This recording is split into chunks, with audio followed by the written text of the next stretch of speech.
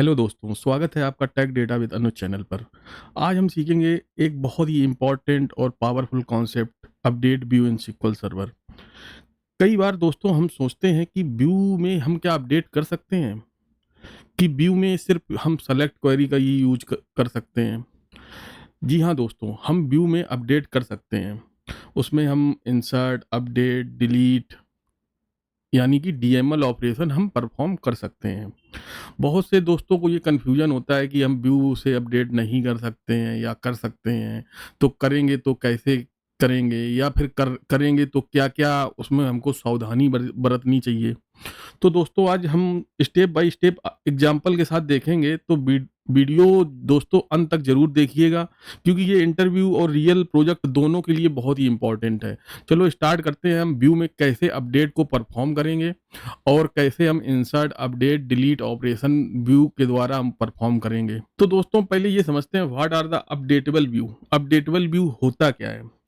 दोस्तों updatable view वो view होता है जिसमें हम डीएमएल ऑपरेशन यानी इंसर्ट, अपडेट और डिलीट कर सकते हैं, और ये चेंज ऑटोमेटिकली बेस टेबल में रिफ्लेक्ट होते हैं।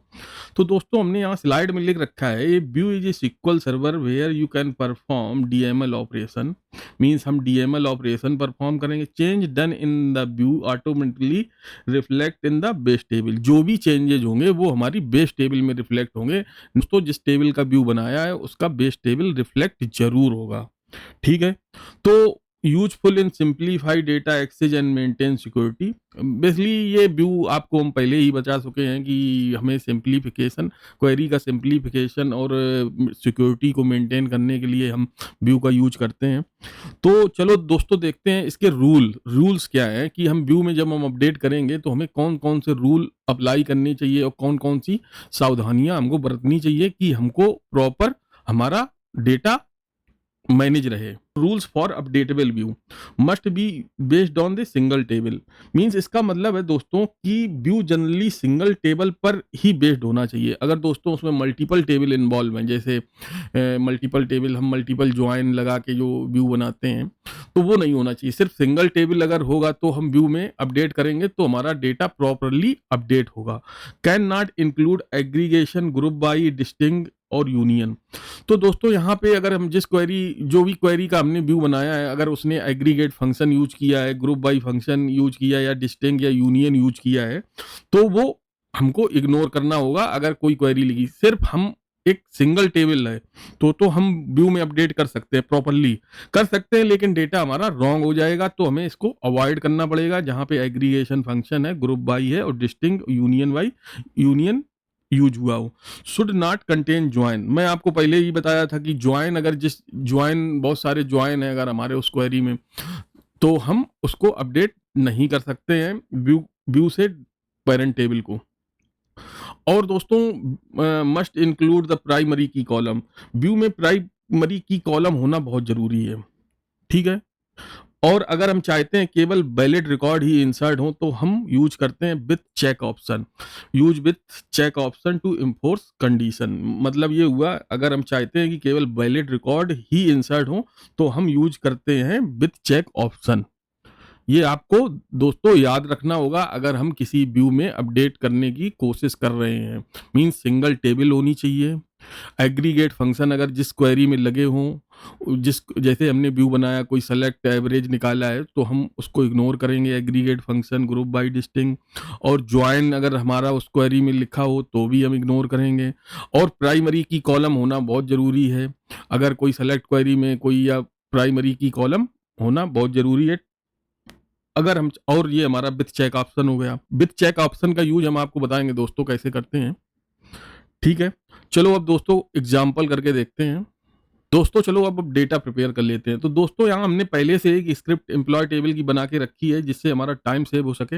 हम आपको टेबल को एक्सप्लेन करके बताते हैं। हमने एक एम्प्लॉय टेबल क्रिएट करेंगे, उसमें 4 कॉलम लेंगे, employee ID, employee name, department और सैलरी, और कुछ इंसर्ट स्टेटमेंट लिख रखे हैं, इसमें हम डेटा को इंसर्ट करवा लेंगे। चलो डेटा को इंसर्ट करवाते हैं टेबल को क्रिएट करके। तो हमारा यहाँ पे टेबल क्रिएट हो गया। अब देखते हैं इसमें रिकॉर्ड।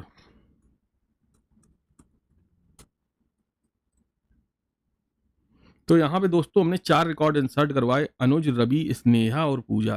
अनुज बिलोंग करता है आईटी डिपार्टमेंट से, रवि बिलोंग करता है एचआर से, स्नेहा फाइनेंस से और पूजा आईटी डिपार्टमेंट से। ठीक है दोस्तों, हमारे पास 4 रिकॉर्ड हैं एक एम्प्लॉय टेबल में। अब दोस्तों हम एक व्यू क्रिएट करके देखते हैं, सिंपल सा व्यू क्रिएट करेंगे जिसमें हम सिर्फ एम्प्लॉय को, वो एम्प्लॉय सेलेक्ट करेंगे जिसका डिपार्टमेंट आईटी है। ठीक है,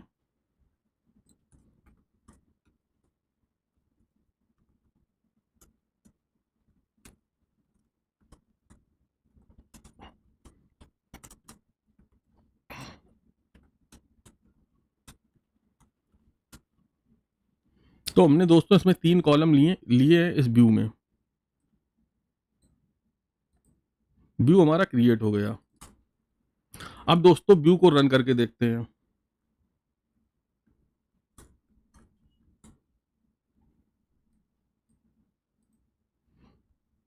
तो दोस्तों जिसका डिपार्टमेंट आईटी था सिर्फ वही रिकॉर्ड यहाँ पे फिल्टर होके आ गए, अनुज और पूजा। अब देखते हैं दोस्तों कि हम अपडेट करके देखते हैं। सबसे पहले हम क्या करेंगे, इस व्यू से अपडेट करके देखते हैं। तो दोस्तों मैंने आपको बताया था कि अपडेट करने के लिए हमारे पास एक प्राइमरी की होना बहुत जरूरी है और टेबल में ज्वाइन होना नहीं चाहिए, मींस टेबल में ज्वाइन नहीं होने चाहिए और कोई एग्रीगेट फंक्शन यूज नहीं होना चाहिए। तो यहाँ पे आप दोस्तों देख रहे हो क्वेरी में ना कोई मींस हमारे पास यहाँ एम्प्लॉय आईडी हमारी प्राइमरी की है और इस क्वेरी में कोई ज्वाइन भी परफॉर्म नहीं हुआ है और कोई एग्रीगेट फंक्शन भी यूज नहीं हुआ है। तो अब हम यहाँ पे एक अपडेट क्वेरी लिखते हैं।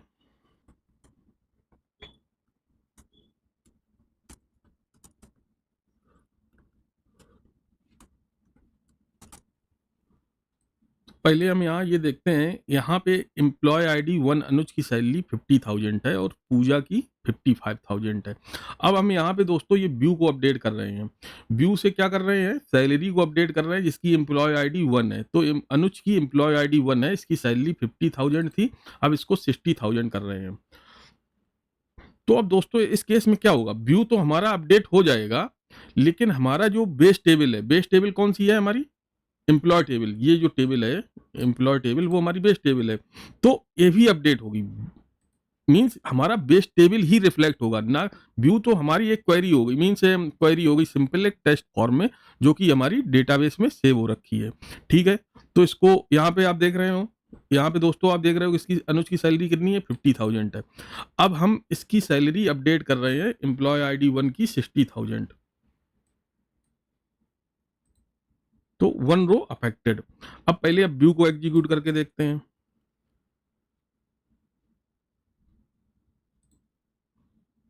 तो दोस्तों यहाँ पे देखो पहले 50,000 थी अनुज की सैलरी, अब 60,000 हो गई। अब हम टेबल देखते हैं, टेबल में अनुज का रिकॉर्ड क्या है, ये टेबल है ना।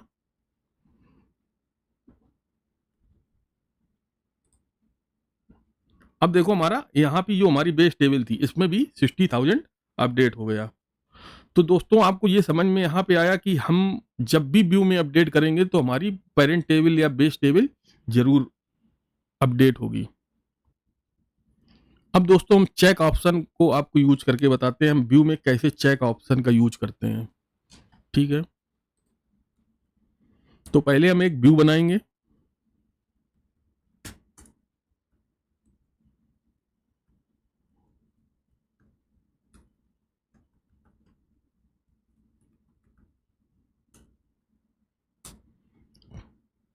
क्वेरी हम यही यूज कर लेते हैं।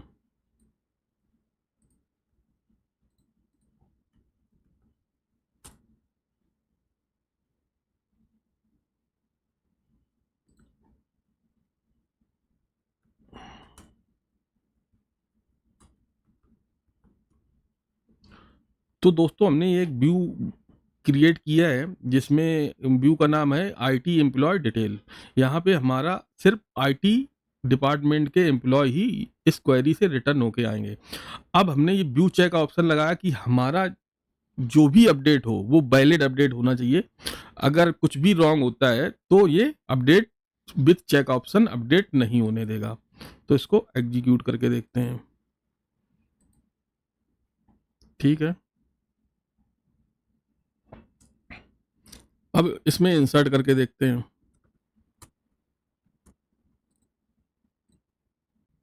पहले इसको एग्जीक्यूट करके देखते हैं क्या रिकॉर्ड आया।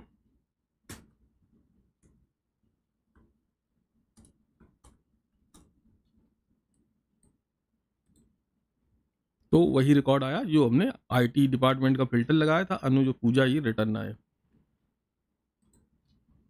अब हम व्यू में इंसर्ट करेंगे कुछ रिकॉर्ड।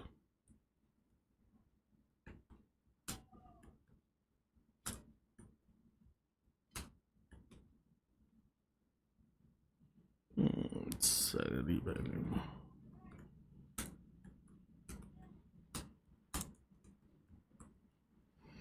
तो दोस्तों पहले देखते हैं एम्प्लॉय टेबल में कितने रिकॉर्ड हैं।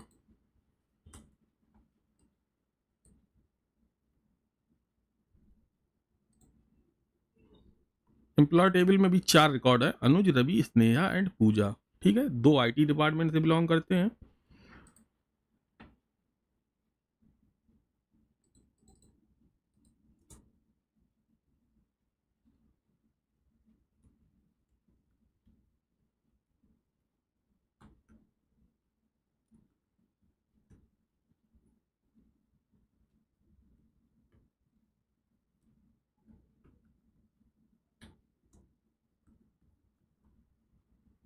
तो इसको एग्जीक्यूट करके देखते हैं।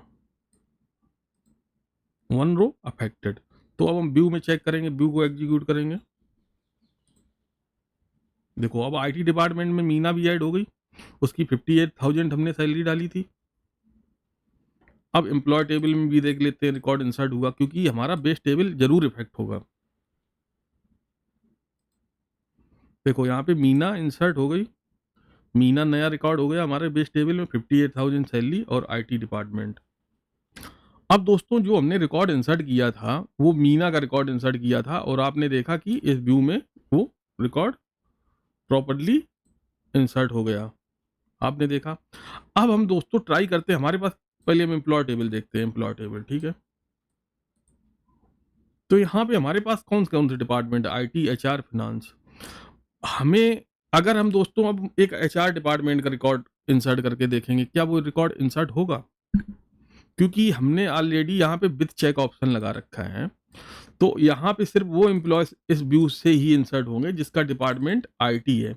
यानी कि अब हम एचआर डिपार्टमेंट में कोई नया एम्प्लॉय डालते हैं, मोहन, सैलरी उसकी हो गई 34,000। ठीक है, और ये प्राइमरी की होना मैंडेटरी है। तो ये रिकॉर्ड क्या इंसर्ट होगा? ये दोस्तों रिकॉर्ड नहीं इंसर्ट होगा, क्योंकि हमने यहाँ पे विथ चेक ऑप्शन लगा के रखा है। सिर्फ आईटी डिपार्टमेंट का ही डेटा सेव होगा, एचआर डिपार्टमेंट का नहीं होगा। देखते हैं इसको एग्जीक्यूट करके। देखो दोस्तों यहाँ पे the attempt insert update failed because the target view either specific with check option और span a view that specific with check option.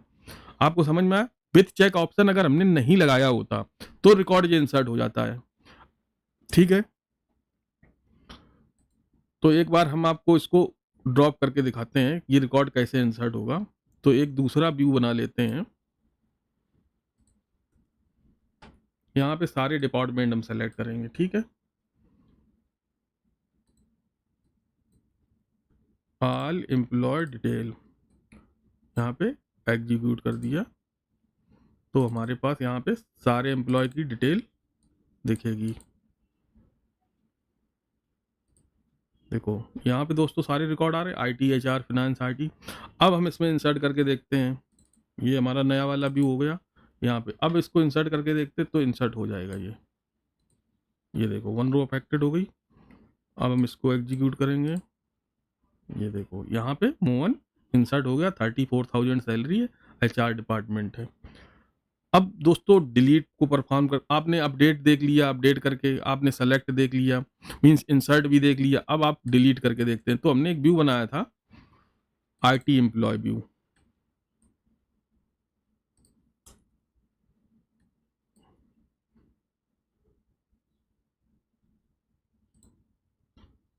तो इसमें दोस्तों मीना को ऐड किया था, और ये 2 रिकॉर्ड हमारे पास पहले से ही थे, तो अब 3 रिकॉर्ड आ रहे हैं। अब हम चाहते हैं कि हम मीना वाला रिकॉर्ड डिलीट कर दें, टेबल को भी देख लेते हैं एक बार।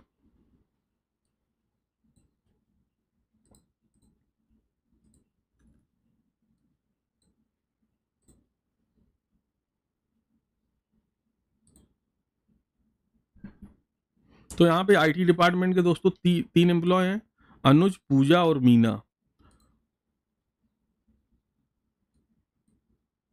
और इस व्यू में हमारे पास सिर्फ आईटी डिपार्टमेंट के 3 एम्प्लॉय रिटर्न हो रहे हैं, अनुज, पूजा और मीना। अब हम इस व्यू से डिलीट करके देखेंगे।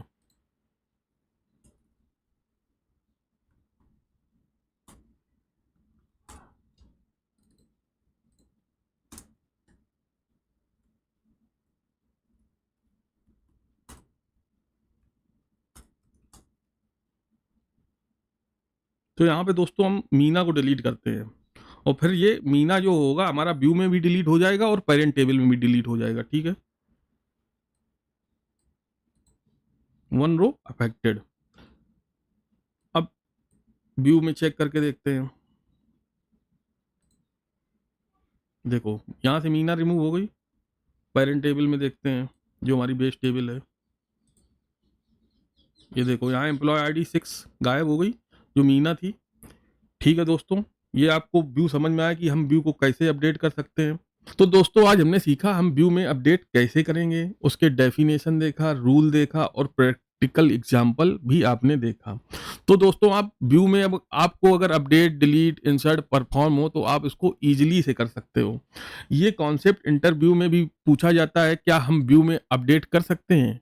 तो आप बताएंगे कि हाँ हम व्यू में अपडेट कर सकते हैं, बट कुछ रूल्स और कंडीशन होती हैं। कंडीशन हमने आपको बताई थी कि प्राइमरी की होना जरूरी है, ज्वाइन नहीं होना चाहिए और एग्रीगेट फंक्शन का यूज नहीं होना चाहिए, और ये हमारी सिर्फ बेस टेबल में ही अपडेट करेगा। अगर कोई अपडेट करेंगे हम व्यू में तो हमारा बेस टेबल भी रिफ्लेक्ट होगा।